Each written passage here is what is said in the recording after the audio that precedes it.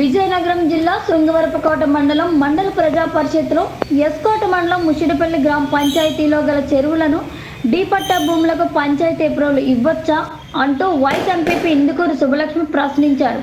ముషిడిపల్లి పంచాయతీలో గల చెరువులను డీపట్టా భూములు ఎస్వీఎన్ లేఅవుట్కు సంబంధించి రోడ్లకు, స్విమ్మింగ్ పూల్కు ఉపయోగించారంటూ వైస్ ఎంపీపీ సుబ్బలక్ష్మి ప్రశ్నించారు. గత 6 నెలల నుంచి అడిగిన ముషిడిపల్లి గ్రామ పంచాయతీలో ఉన్న డీపట్టా భూములను చెరువులకు సర్వే చేసి ఇవ్వమనగా ఈ రోజు వరకు అధికారులు స్పందించలేదంటూ మండిపడ్డారు.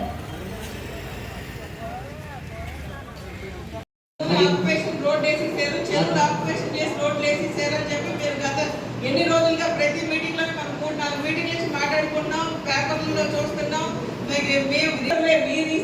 గవర్నమెంట్ ప్రభుత్వం చేసిన రీసర్వేలో రోడ్డు సెంటర్ లో మార్పు చేస్తున్న ఈ రాళ్ళు చూడండి, ఇవి మన ప్రభుత్వం వేసిన రాళ్ళే. మరి దానికి చర్యలు తీసుకోకపోవడానికి ఏంటి కారణం?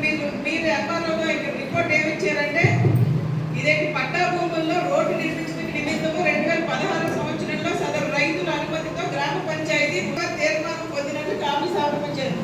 డీ పట్టా భూమికి పంచాయతీ ఎలా తీర్మానిస్తారు సార్? నాకైతే తెలియదు. పంచాయతీ ఇవ్వచ్చా తీర్మానం డీ పట్టా భూమికి? గవర్నమెంట్ ల్యాండ్ పంచాయతీ ఎలా తీర్మానం చేస్తారు సార్? పంచాయతీ ఎలా తీర్మానం చేస్తారు? ఒకసారి చూస్తాను పాత